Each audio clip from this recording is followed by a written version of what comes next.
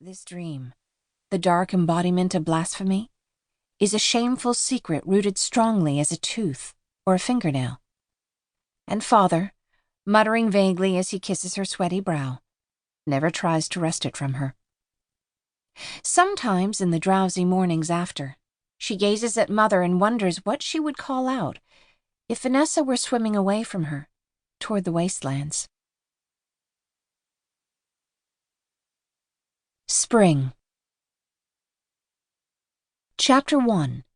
Vanessa. The long spelling lesson is done, and Mr. Abraham is now talking about soaking and curing leather.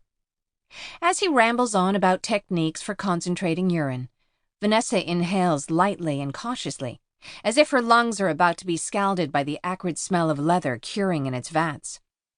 The half-vinegar, half-musk scent hangs in the air for weeks in early spring, and she's already decided she will never marry or even live near a tanner.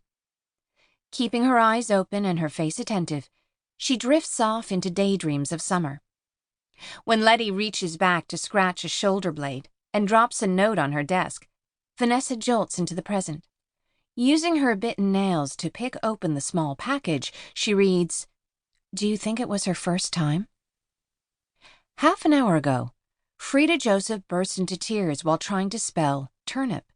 They weren't tears of frustration, but big, dry, gulping sobs, like she'd been punched in the throat.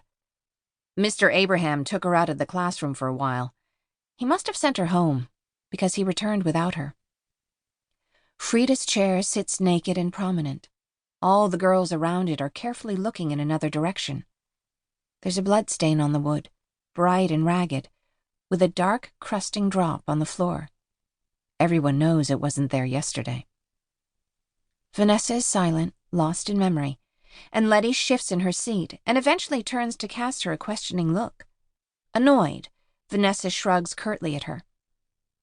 Letty faces front again and flakes off a tiny corner of paper. She writes something with a thin charcoal pencil, stretches extravagantly, and drops it on Vanessa's desk. Vanessa snatches the paper and cradles it in her lap, squinting. The charcoal is smudged, and she can barely make out the words. What a baby. I didn't cry my first time. Vanessa bites her tongue in exasperation. Carefully separating a piece of paper from her sheaf, she writes, "Liar." Stretching forward, she drops it on Letty's lap like a little yellow butterfly. Letty shoots Vanessa a hurt look, and then assiduously turns toward Mr. Abraham and fakes interest.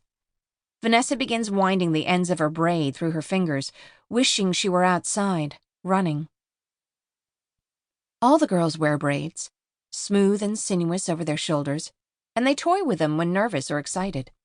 It's a deeply ingrained fidget, and when girls turn to women and put their hair up, their fingers flutter uselessly in the air as they try to remember what is missing. Hems are another favorite target for irritable fingers, and it is a rare girl's dress that bears a neat, well-stitched edge. Today they are dressed in whatever their mother saw fit for May, which leaves some chilly and some sweltering. A few of the dresses are pink from berry juice, and others yellow from roots, while some are simply the undyed off-white of light wool. The dresses are smudged and stained, darkened at the armpits, and splattered with the remnants of messy eating. Summertime is for intensive weaving and sewing, and the dresses will either be let out or let down, firmly scrubbed and reused, or given to a family with a younger girl. While the older girls often wear new, fresh dresses, the younger ones are always swimming in threadbare smocks ready to fall apart. As Mr. Abraham drones on, Vanessa wishes there was enough paper for drawing, but the Wanderers decided a few years ago that the island should produce its own paper, instead of relying on leftover sheaves from the wastelands. Mr. Joseph, the arborer, has been experimenting, but this year's bat is an extravagant failure. The paper crumbles and separates almost at a touch. Even so, they know better than to waste it. When Bobby Solomon drew a sheep breathing fire on one of his sheets, his teacher, Mr. Gideon, whipped him so badly, he limped for days. The clock seems to run slower when 3 o'clock approaches, the hands creeping and stuttering. Vanessa wonders if Mr. Abraham